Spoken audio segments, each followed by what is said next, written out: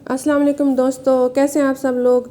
आज मैं अपने किचन में चिकन कोफ्ता की रेसिपी शेयर करने जा रही हूँ, जो कि खाने में बहुत ही मज़ेदार और पकाने में भी बहुत आसान है। और इसमें मैंने कुछ ऐसी ट्रिक्स इस्तेमाल की हैं कि जिससे आपके कोफ्ते कभी भी नहीं टूटेंगे और बहुत ही मज़े के बनेंगे। तो चलिए स्टार्ट करते हैं। मैंने यहाँ पर आधा किलो बोनलेस चिकन लिया है। दोस्तों, चिकन में पानी बिल्कुल नहीं होना चाहिए, क्योंकि अगर इसमें पानी रह गया तो कोफ्ते नरम बनेंगे और इस टूट भी सकते हैं। तो इसलिए मैंने आधा किलो चिकन लिया और उसको धो के जाली के बर्तन में रख दिया था, जिससे पानी जो है वो निकल गया। अब मैंने गोश्त के साथ इसमें एक प्याज दरमियाने साइज़ की बारीक काट के डाली है, 2 से 3 हरी मिर्चें डाली हैं। आप अपनी मर्ज़ी से हरी मिर्चों में कमी या बेशी कर सकते हैं, क्योंकि आपके जायके पर है कि आप कितना स्पाइसी खाना चाहते हैं।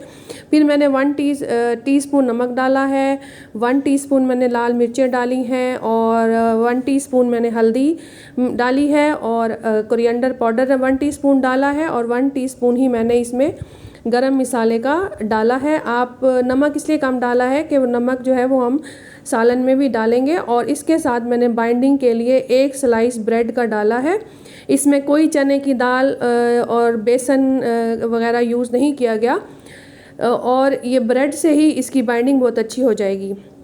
यहाँ हमने चॉपर में अच्छी तरह से कीमे को पीस लिया है, इसका कीमा बना लिया। आप देख सकते हैं कि हर चीज़ जो है वो कीमे में अच्छी तरह से मिक्स हो गई है। अब हम हाथों पे ऑयल लगाकर इसके छोटे छोटे दरमियाने साइज़ के जो है वो बॉल्स इसकी बना लेंगे, कोफ्ते बना लेंगे। यहाँ मैंने एक बर्तन ले लिया है और उसमें मैंने 1.5 कप के करीब ऑयल डाला है। मैं कुकर में कोफ्ते बना रही हूँ, आप इसके लिए देगची भी ले सकते हैं।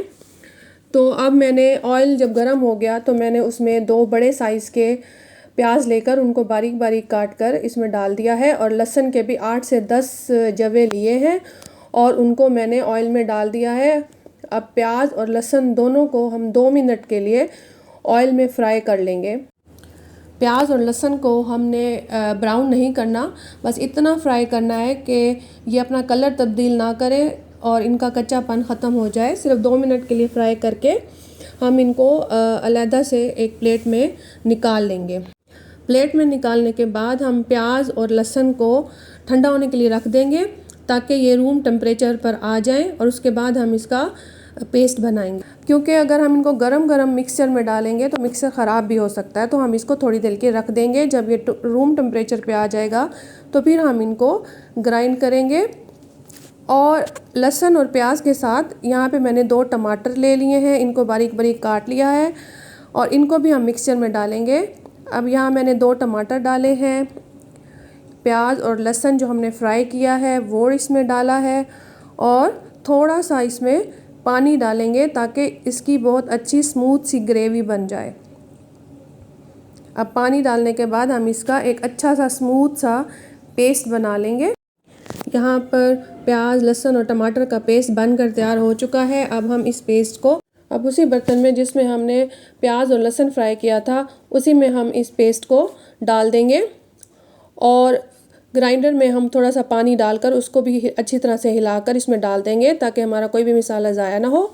अब हम इसमें गरम मसाला डालेंगे, 1 टीस्पून ज़ीरा, 1 दालचीनी का टुकड़ा, 3 सब्ज़ी इलायचियाँ, 6 से 7 लौंग और 7 से 8 अदद काली मिर्चें, वो हम इस मसाले में डाल के इसको अच्छी तरह से हम चम्मच से हिला लेंगे। अब साबुत गरम मसाला डालने के बाद अब हम इसमें और मसाले डालेंगे। इसमें मैंने 1 टीस्पून हल्दी ली है, 2 टेबलस्पून मैंने लाल मिर्चें ली हैं, आप अपने जायके के मुताबिक ले सकते हैं, और 1 टेबलस्पून मैंने नमक लिया है, वो भी आप हस्बे जायका ले सकते हैं, और 2 चम्मच कौरमा मसाला। ये सारे मसाले डालने के बाद हम इन मसालों को अच्छी तरह से भून लेंगे, और जब ये मसाले भुन जाएंगे तो फिर हम इसमें मज़ीद चीज़ें डालेंगे। अब हम मसाले को दम वाली आंच पर 1 से 2 मिनट के लिए दम पर लगा देंगे। दम खोलने के बाद हम इसमें 2 बड़े चम्मच फेंटी हुई दही के डालेंगे और भून लेंगे। और जब मसाला भून जाएगा तो 2 मिनट के बाद, मसाला भूनने के बाद, अब मैं इसमें 1 कप के करीब पानी डाल दूंगी, और पानी डालने के बाद उसके उबलने का इंतज़ार करेंगे। और जब अब यहाँ मैंने 1 कप पानी डाल दिया है और अब जब इस पानी में बबल्स आने लगेंगे और ऑयल ऊपर आ जाएगा तो फिर अब हम इसमें कोफ्ते डालना शुरू करेंगे। अब मैं इसमें कोफ्ते डालने लगी हूँ। अब याद रखेंगे जब आप मिसाले में कोफ्ते डालें तो इसमें इस तरह से बबल्स आने चाहिए और पानी को या मिसाले को जो है वो अच्छी तरह से गर्म होना चाहिए ताकि कोफ्ते उसमें डालते ही जो पकना शुरू हो जाए। और इसमें हमने कोफ्तों को फ्राई नहीं करना और ये जो है वो देगी कोफ्ते हैं और कौरमे वाले कोफ्ते हैं और इसमें इनको फ्राई नहीं किया जाता और ना ही इसमें हमने चम्मच चलाना है, बल्कि देगची को कपड़े से पकड़कर हमने हिलाना है और थोड़ी देर के लिए दम पे रख देना है और दम के दौरान भी हिलाते रहना है। अब 5 मिनट के दम के बाद अब हमने खोला है कोफ्तों को, तो कोफ्तों का पानी खुश्क हो चुका है और ऑयल ऊपर आ गया है कोफ्तों के। तो यहाँ पे हम कोफ्तों को भी अच्छी तरह से भून लेंगे। 4 से 5 मिनट के लिए कोफ्तों को भूनने के बाद अब हम इसमें पानी डालकर अपनी पसंद का ग्रेवी या शोरबा रख लेंगे और पानी को गर्म होने देंगे। और जब पानी में उबाल आ जाए तो हम इसमें गरम मसाला डालेंगे और गरम मसाला डालने के बाद हम इसको 2 से 3 मिनट के लिए सालन को ढक देंगे और दम पर रख देंगे ताकि इसमें गरम मसाले का जायका भी अच्छी तरह से रच जाए और हमारी अच्छी सी ग्रेवी तैयार हो जाए। 2 से 3 मिनट के बाद जब हमने ढक्कन खोला है तो माशाल्लाह बहुत ही मज़ेदार, खुशबूदार और जायकेदार कोफ्ते तैयार हैं।